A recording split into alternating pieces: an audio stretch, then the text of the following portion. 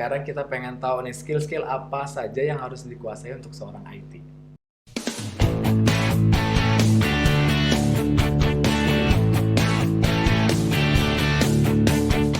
Halo, hai Sobat Digis, ketemu lagi kita di DI Academy, di mana kita akan membahas seputaran skill-skill apa aja yang harus dikuasai dan proyeksi pekerjaan apa saja yang bisa kita dapatkan di dunia IT.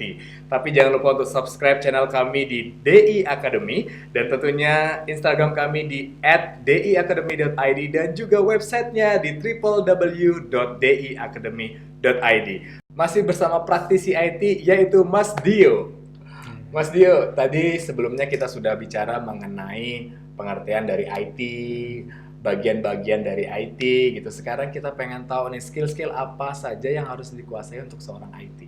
Kalau dari dasar sih kayaknya perlu untuk analisis masalah.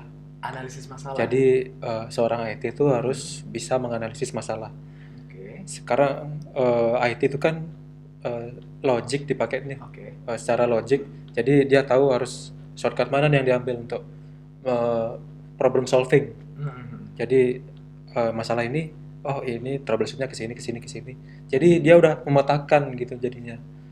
Jadi problem solving itu, step by stepnya udah tahu lah gitu. Jadi setiap ketemu masalah apapun di bidangnya nanti dia sudah tinggal pelajarin ininya aja, manualnya, manual guides-nya. Iya. Nah, apalagi nih kira-kira skill yang wajib dimiliki untuk seorang pemula IT, Mas Dio? Kalau saya rasa sih itu tadi udah mencakup garis besarnya Mas ya, tapi secara tambahan-tambahan nilai plusnya ini kayak troubleshooting perangkat keras ya, mungkin kayak hardware kayak macam printer gitu kan, kita harus tahu setidaknya lebih sedikitnya itu kayak printer, mesin-mesin atau lainnya lah gitu. Terus kayak multimedia, fotografi atau editing kan sekarang banyak tuh yang mempermudah kita seperti Canva, online editor lainnya, seperti itu sih mungkin yang perlu dimiliki ya skillnya sebagai IT. Iya, jadi benar-benar nggak mudah ya, tapi bukan berarti kita nggak bisa. Betul. Tentunya dengan ketekunan, dengan semangat untuk terus belajar, semoga dari awalnya sebagai seorang IT pemula akhirnya bisa naik ke tahapan berikutnya dari advance, pro, dan bahkan ada lagi kategori-kategori lainnya di dunia IT. Betul, tentunya sekali. menjadi IT yang profesional seperti Mas Dio gitu ya. Betul. Mas Dio, kita akan menuju pertanyaan banyak sekali yang menanyakan nih, kalau udah jadi seorang IT itu sebenarnya tuh bidang pekerjaan apa sih yang bisa kita dapatkan, atau mungkin kita ada gambaran nih, kalau kita jadi seorang IT kita bisa melamar pekerjaan itu di bidang apa aja?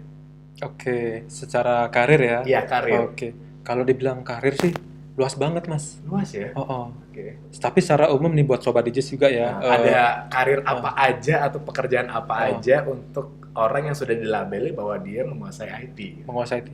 Secara umum sih di korporat itu perlu banget IT support. IT support. IT support. Secara korporat itu perusahaan-perusahaan kan nggak tahu ini desain apa atau ini kemana. Perlunya IT. Jadi IT, tenaga IT support itu minimal bisa sedikit-sedikit dari setiap aspek yang tadi saya sebutkan tadi, bisalah menguasai ya.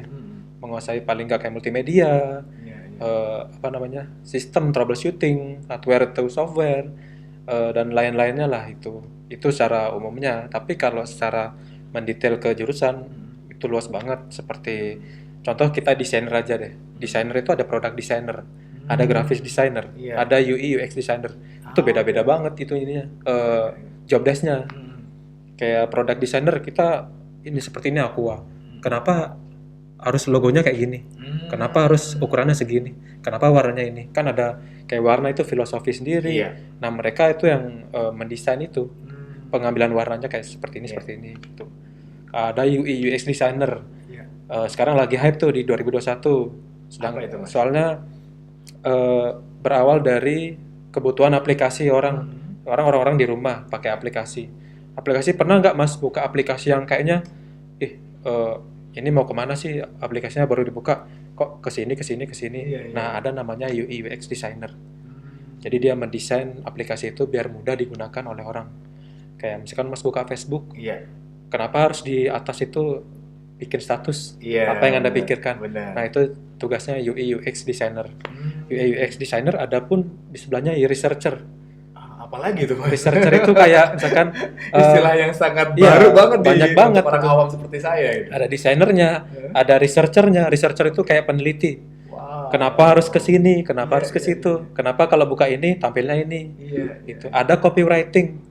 Copywriting itu kayak tulisannya biar menonjol gitu, biar menarik, biar orang mau buka kayak di desain-desain gitu.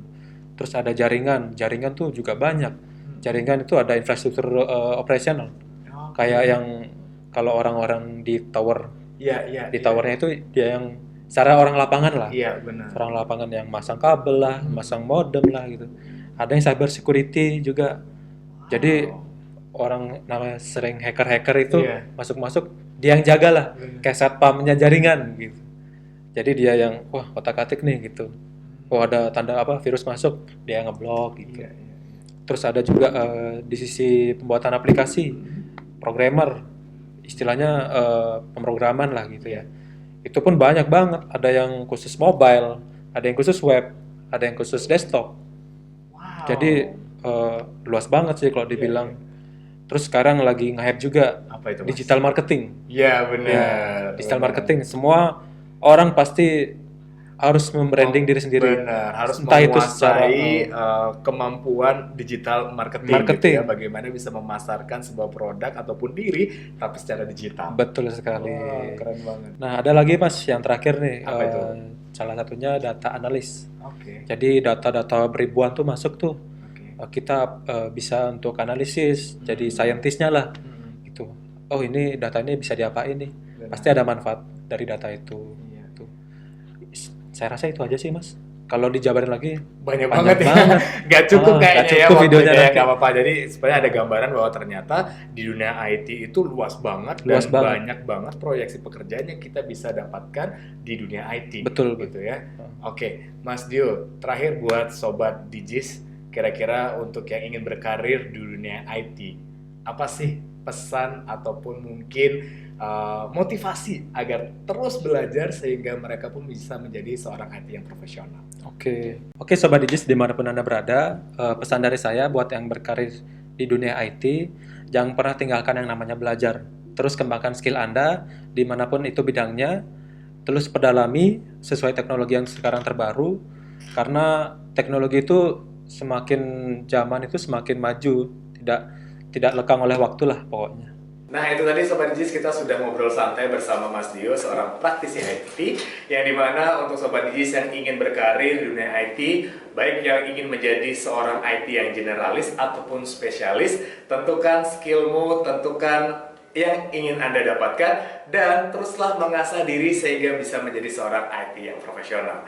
Kita akan ketemu lagi di DI Academy episode berikutnya. Tentunya jangan sampai lupa untuk subscribe channel kami di DI Academy. Sampai jumpa.